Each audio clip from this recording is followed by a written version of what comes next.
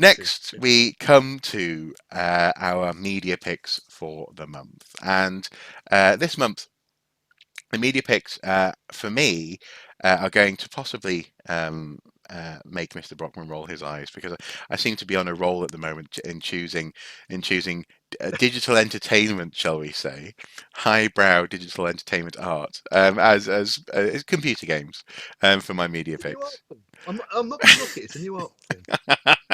No, the thing is, I know you recognise that, but often when I say it's a computer game, you'll go "quelle surprise" and shake your head. Um, It's but it's it's it's only because our PS4 has disappeared with our son who's just moved in with his girlfriend, and oh, so I have to resort. I have to tell you, Mark, I have a very strict rule that uh-huh. the laptop that I'm working on here now, and I'm talking to you through. I do not put gaming software on it, right? Okay, okay. The temptation has to be absolutely absent when I'm working. I see. If I want to go and play a game, I have to go to the desktop upstairs on the floor above, and so that's why I'm havering here because Oh, I I see. know Blurring the I lines. have Yes, an addictive personality, and if I got into something, I'd want to get to the next level or whatever. I It's why see. my portable device does not have Candy Crush Saga or anything else on it. No, no, I see. Okay, okay, that makes sense. And that's what, and I Yeah. keep on bringing computer games into our serious archaeological discussions. Okay, okay, that makes sense. That makes sense. When that, Hang on, sorry, what discussion?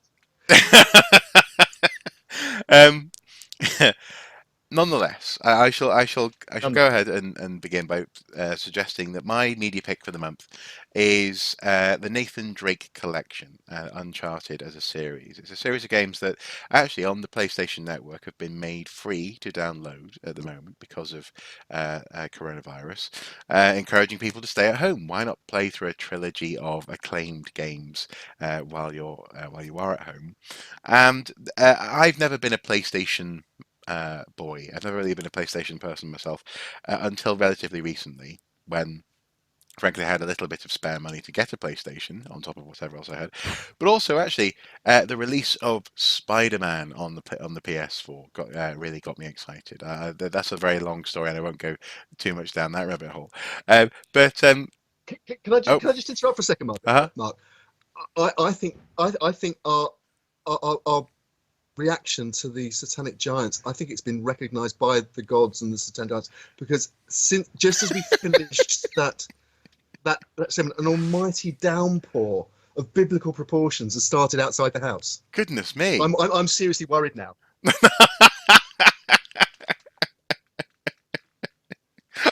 I don't know where to go from there. Breaking news. Yeah. Uncharted collection. Now, lots of people I've known have been recommending this game to me for a long time, and as I say, hitherto I haven't been able to play Uncharted 1, 2, or 3. They were released on the PlayStation 3, but because they're now currently free to download, I downloaded them and played through game one. I'm halfway through game two now, and they are brilliant. They're an awful lot of fun. And I suppose to keep this short, sharp, and sweet before you drown in the deluge, I would say that they are a wonderful cross between sort of Lara Croft experience, a Clive Cussler novel, as it were, a little bit of Joss Whedon writing thrown in terms of quirky humour, and of course Indiana Jones as well. So it's not, this guy is absolutely not an archaeologist. He's definitely just a treasure hunter. There's no pretense going on at all, but it's a lot. It's quite a lot of fun to play, and I would, seeing as they're free, what have you got to lose? If you have a PlayStation 4, why not download them, or indeed get your son to download them and tell you what they're like, Andy. um, Yeah. well, as I say, just before you are attacked by angry satanic giants, what's your media pick of the month? My media pit as I watch on our neighbour build a very large boat in their back garden. Um, uh, my media pit. There aren't many good things about COVID-19. No. It's a horrible, hellish experience that everybody is going through, and we hope that sometime soon we'll be able to begin to at least return to whatever the new normal is. Hmm. But one of the byproducts has been uh, the new content on broadcasting outlets being rationed, because basically people aren't making content at the moment because they Hmm. can't, because of the social distancing rules, and or they're adapting formats to be to allow for remote contributions and so on. And so one of the ways that that is being countered by the broadcast channel programmers, channel controllers, is to put in older content to pad out the schedules. Hmm.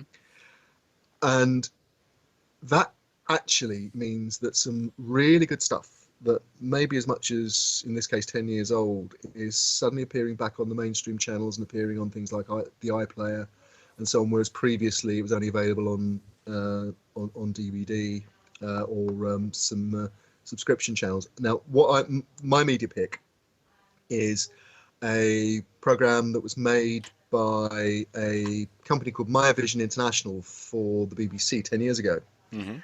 It's called Michael Wood's Story of England. Michael Wood being an Anglo-Saxonist, in fact, originally by training, and he's got a particular interest in the reign of Athelstan and so on. He reads and understands Old English, but he's primarily known now as a documentary maker, and a very good one. He's made documentaries about the origins of the Trojan Wars. He first made his name on television with a series called In Search of the Dark Ages, Yes. Yeah. I which have. happened to coincide with my getting interested. Yeah. Right, Well, I have a. which was I, a so I have a my dad's book of that series. I think there was a book that accompanied it. Yeah, yes, I have that in my library. Yeah. yeah, yeah. No, that's how he tends to work. He tends to produce a documentary and produce a book to go with it. Yeah. And he, you know, he's his interest is sort of eclectic. He's done Alexander's invasion of the life of Alexander the Great, and walking the invasion route into Afghanistan. He's done the history of of China was one of the most recent projects. Hmm. But this particular example was um, a lovely, smart, beautifully shot, very series from back when the time when channel controllers could commission things that were more than 3 episodes.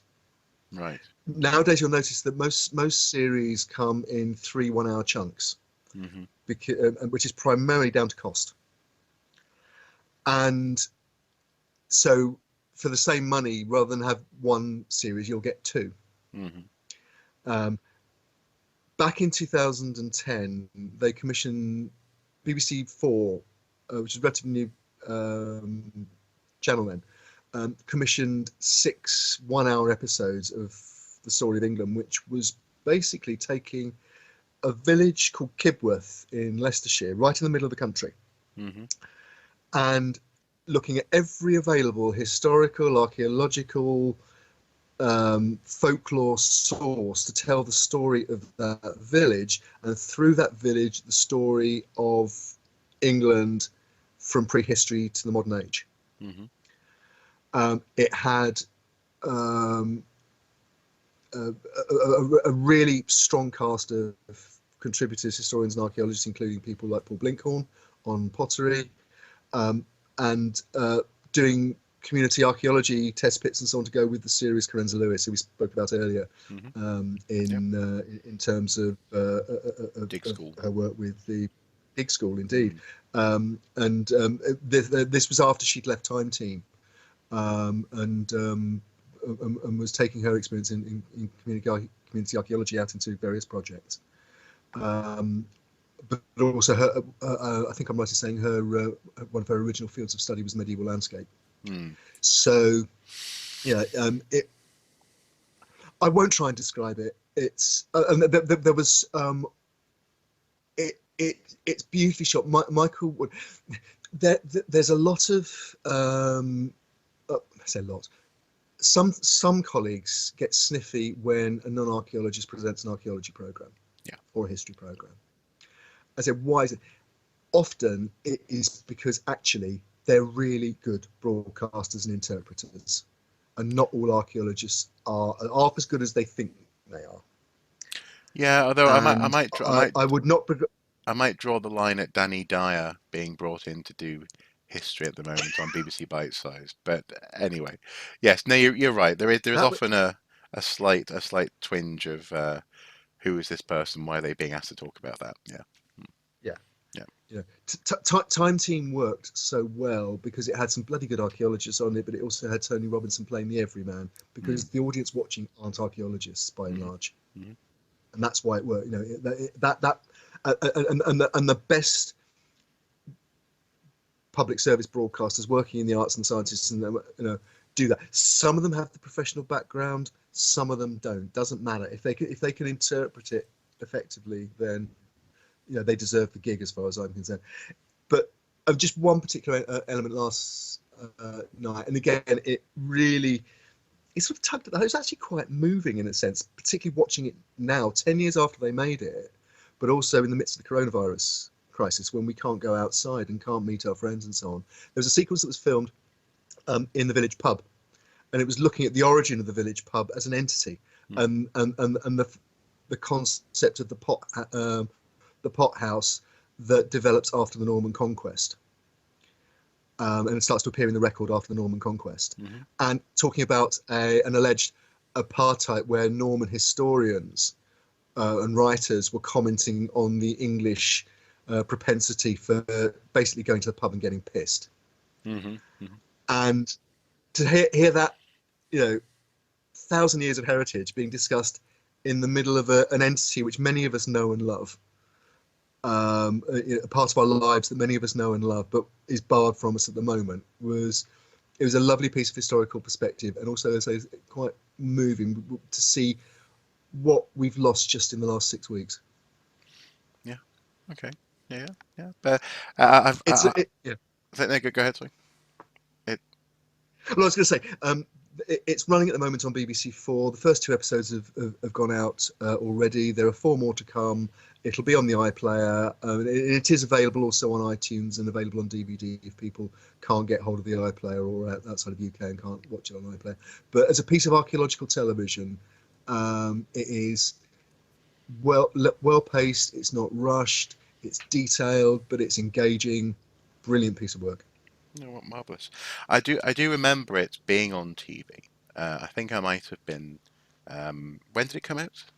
What year? Do you remember? Or 2010. 2010? Okay, yes. 2010. Yeah. So in that case, I was moving house and getting married that year. But I do remember getting Maybe catching slightly distracted. slightly distracted. Yeah.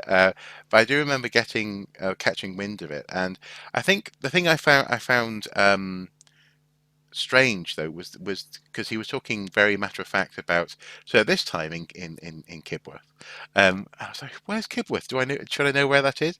And I think it's definitely a series that merits watching from the start in order to get it Oh all. yes. I think It, that was my impression.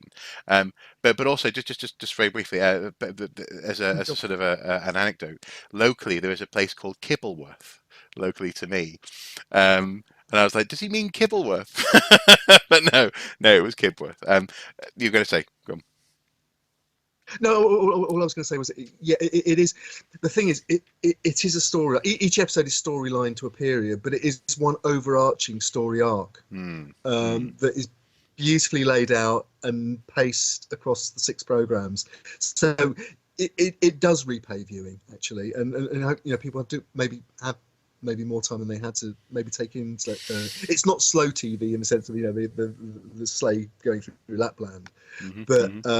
it's a gentler, um, a more subtly paced, a more detailed form of documentary than we're now used to. Okay. Okay. Interesting.